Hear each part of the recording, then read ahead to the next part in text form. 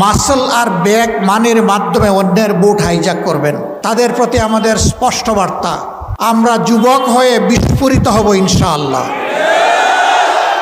এই যুবকদের ভোট, আমার ভোট নিয়ে কেউ কাড়াকাড়ি করুক, এটা আমরা বরদাস্ত করব না।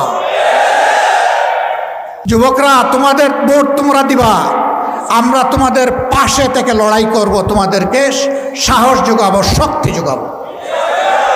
কোনো ডাকাত তোমাদের বুটের দিকে হাত বাড়ানোর জন্য দুঃসাহস না দেখায়।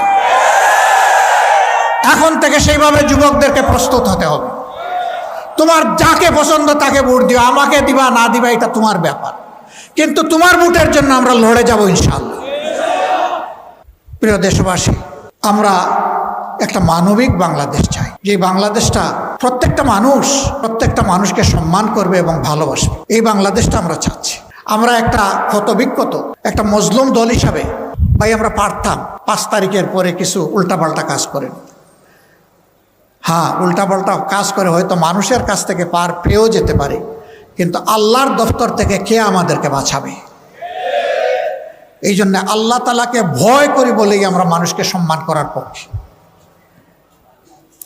এমনকি একজন অপরাধী, তাকেও তার অপরাধের চাইতে বাইরে, এর বাইরে গিয়ে কেউ কিছু তাদের সাথে করুক, সেটাও আমরা চাই না। আমাদের এই যুব সমাজ এখন আর পিছন নিয়ে কামড়াকামড়ি করতে চায় না, এখন তারা সামনে দেখতে চায়। আমরা তাদেরকে আশ্বস্ত করছি, দুনিয়ার জায়গায় জায়গায় ঘুরে তোমাদের জন্য ফেরি করব ইনশাআল্লাহ। যেখানে যে উন্নত টেকনোলজি পাবো সেখান থেকেই কাঁধে করে ওইটা তোমাদের জন্য নিয়ে আসবো।